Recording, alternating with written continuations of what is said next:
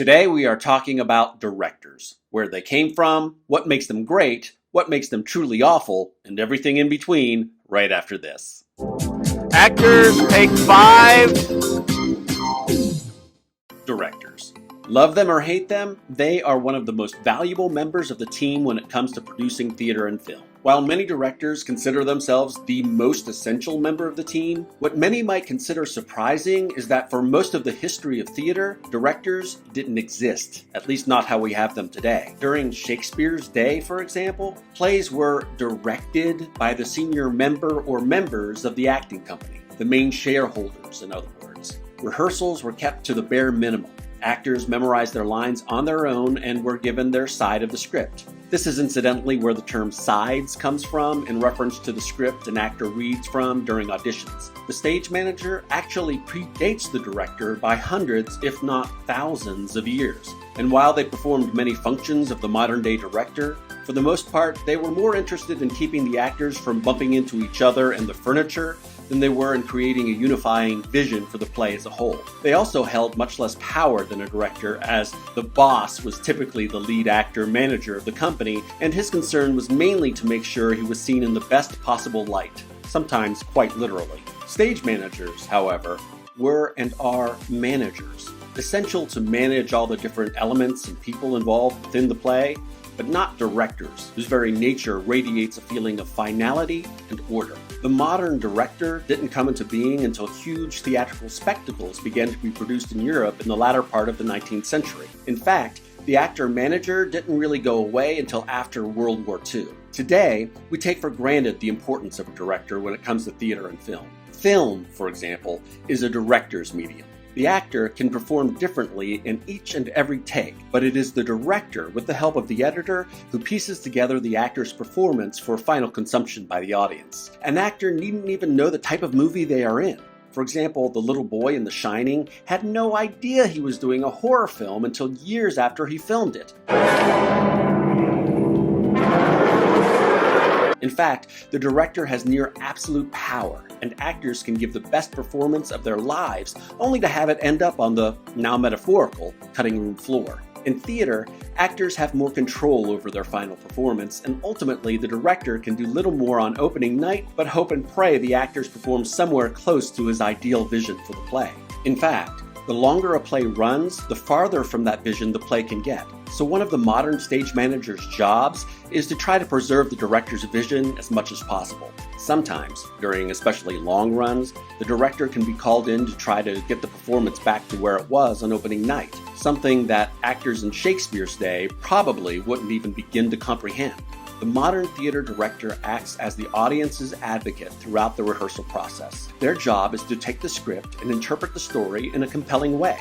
Through casting, blocking the play, and guiding the actors and the designers' interpretations, they can try to create a unifying vision for the play in which the story and themes are comprehensible to the audience. It's a very tough job, and because it can be so complicated, the quality of a director can vary greatly from show to show. In fact, the same director can be great in one show and mediocre in the next. Here's an actor's survival guide. There are 5 categories of director: the great, the good, the bad, the utterly awful, and the mediocre. The great directors are the unicorns of the theater world.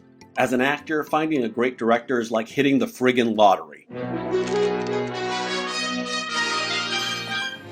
They are super hard to find, and if you do happen to get lucky, I suggest kidnapping them Misery style. I'm your #1 fan. Okay, not really. But seriously, great directors are so hard to find that you would do well to try to keep in their good graces and try to work with them as often as possible. How do you know if you are working with a great director? Great directors usually have a deep understanding of the play they are directing right from the get-go. They know how to talk the actor's language and pull the most surprising and truthful performances out of them.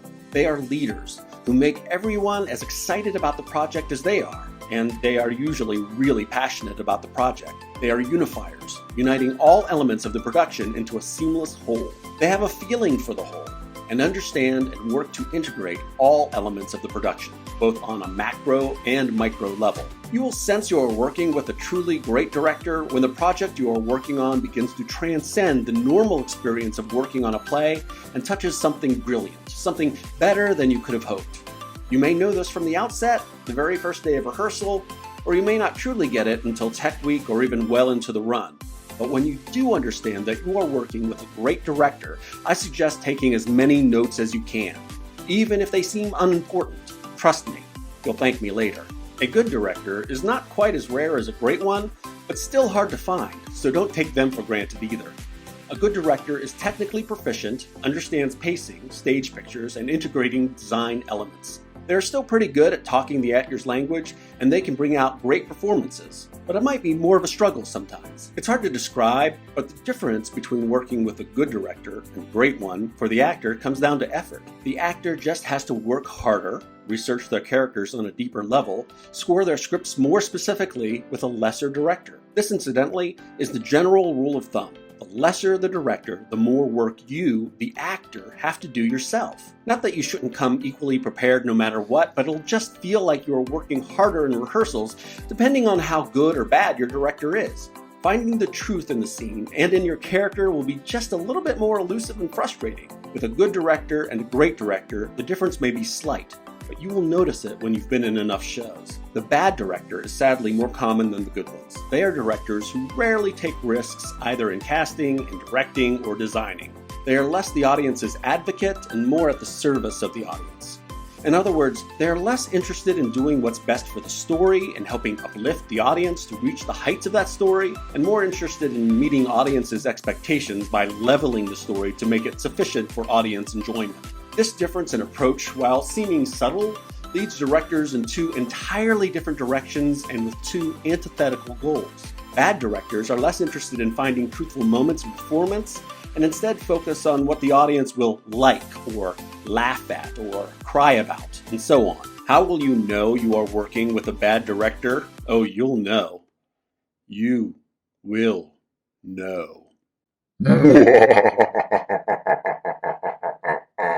Bad directors rely heavily on shtick or cliches even when the play doesn't really call for them. They love to act out what they want their actors to do for them and then say, do that. They expect the actors to mimic their interpretations rather than encouraging them to find their own. Bad directors tend to have a static concept or agenda for the play that is either out of place, not supported by the text, or changes the play dramatically from the playwright's intent. I once had a director who really wanted to direct Jesus Christ Superstar on the Space Shuttle Columbia. That same director ended up directing an all-white Ain't Misbehavin'. I had another director who, for Romeo and Juliet, the greatest love story ever written, directed all the actors to never show any love for each other during the entire play, especially Romeo and Juliet. He felt that the play wasn't about love at all, but about power structures within familial, class, and social constraints. The show was not successful. Also, if a director ever says that they have big ideas for your character, it's probably a good idea to run as far away as you can. I played one of the servants in that production and was featured in every scene, including the balcony scene. To be clear, trying to make the play entertaining or highlighting a particular theme is not what makes a director bad or good. All plays should be interesting and entertaining. So maybe, perhaps, overlaying populist neo-Marxist themes into the musical The Pajama Game might work. Perhaps throwing in Three Stooges-style slapstick comedy into Who's Afraid of Virginia Woolf might be just what the play needs. The difference is a good director will be able to seamlessly integrate those ideas into their plays, and the bad director will make everyone look foolish. Bad directors either think they have all of the answers or don't bother to know any of the answers. Many of them think their job ends at blocking the play, and rarely, if ever, give helpful acting notes. Many of them secretly think they are inherently frauds as directors and are exceptionally insecure or defensive as a result. Not that a director shouldn't have some insecurities. Self-doubt is natural, and everybody has it to one degree or another. But a bad director lets their insecurity drive their direction and their relation to their actors, stage managers, and designers. How do you survive a bad director? Bad directors somehow find work in all levels of theater. So if it's a professional show and you've signed a contract, sometimes you have to make the best of a bad situation. Pay your dues, do your homework, and try to live truthfully moment to moment on stage with your scene partner as best you can. Having a bad director doesn't mean that the show will be bad. Theater is an ensemble art, and as such, you can end up in a pretty great production in spite of the bad direction. You can be in a bad production with a great director, or a great production with a director who doesn't know stage left from literally their own butts. So much depends on luck, the mix of talent on stage and off, and whether the play resonates with its audience. The truly awful directors are directors who eclipse even the very low bar set by bad directors by being bad on a level rarely seen. I have had bad directors fall asleep not once, not twice, but in every single rehearsal. I did a production of The Tempest once, which I was playing Ferdinand. Hey, this was a long time ago. The actor playing Prospero was doing one of his soliloquies, and I went out into the lobby to go over my lines. The director was already out there reading a book. "Oh, are we on break?" "No," the director said. "Oh, shouldn't you be in the theater?" "Nah, he knows what he's doing." He didn't know what he was doing. Not bothering to actually watch the rehearsals, showing up to rehearsals drunk, high, or generally incapacitated in some way. These are the hallmarks of the truly awful director. First of all, acid is a very strong drug. And B, where are my pants and underwear? The good news is that, generally speaking, a director not being present during rehearsals isn't always a bad thing. I worked several times with the fall asleep at every rehearsal director, and usually his shows were pretty well received, both critically and by audiences. This was because without a director, shows tend to default back to the actor-manager model. The actors band together and basically direct the show themselves. It's strange what can be accomplished when everyone in the cast recognizes they have the same adversary. Avengers! Assemble. There are some important caveats to this, however. Harassment, sexual or otherwise, is absolutely unacceptable. The actors' unions have some pretty stringent rules protecting their actors. If you can, follow the procedures laid out in the bylaws and hopefully it will be resolved quickly. But the truth is, there is no one right answer for how to deal with it. Backstage has a pretty good article about it, and I'll be putting the link here and in the notes. However, if any director knowingly puts you in danger or asks you to put yourself in a dangerous situation, then walk away or refuse to do it no matter what. This is your life. Ignoring safety rules, breaking the law, forcing you into dangerous situations for the sake of authenticity, do not do it. For example, I heard a story about a director who was directing Hurly Burly by David Rabe and made all the actors do cocaine to make it more realistic. Yeah, actually, don't just walk, run to the nearest exit in those types of cases and never look back. It's never worth it if you're dead. Those exceptions aside, the most dangerous directors to the quality of the play isn't the bad one or awful one. The worst director is the mediocre one. These directors can seem like good ones, but at some point during the process, usually when it's way too late, they reveal themselves to be just meh. They might come in filled with energy and with a seemingly great concept, but have little to no idea how to execute the direction to fulfill their goals. They might know how to talk to actors, but they think like bad directors, wanting to please the audience instead of servicing the story, and ultimately misdirecting the play as a result. They might work great with designers, but are terrible with the actors. They might brilliantly direct one scene of the play, but have no idea what to do with the rest of it. The worst part about mediocre directors is that they give the actors a false sense of security. You think you are in good hands and don't know you are not until it's too late. What does an actor do in this case?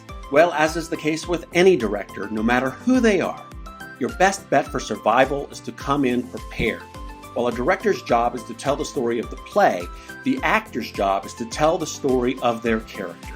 This means having a clear understanding of your character's wants and needs so that you can make strong, truthful, and inspired choices in rehearsal. Do your homework. Make the scene about your scene partner. Be able to translate whatever direction you get into something you understand. If the director says, "Be angrier," find greater obstacles to your objective and raise the stakes for yourself. If the director wants you to do that falling shtick thing that he loves, find a truthful reason to fall and embrace the atmosphere of silliness that the moment might inspire. If the director wants you to use a real gun and bullets on stage, That was a trick question. Run.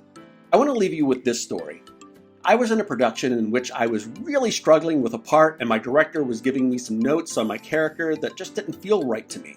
After about a week, I went to him and asked him if I could try an idea I had that was different from what he was giving me. And he said yes. I did it, and he loved it. And then he asked why I hadn't come to him with my ideas before. I said I wanted to be a good actor and try to make his direction work. He said he appreciated that, and for a rehearsal or two, that would be fine. But then he said something that I'll always remember. He said, "Good actors know when to take a director's direction. Great actors know when not to." Don't forget to like and subscribe. I'll see you guys later.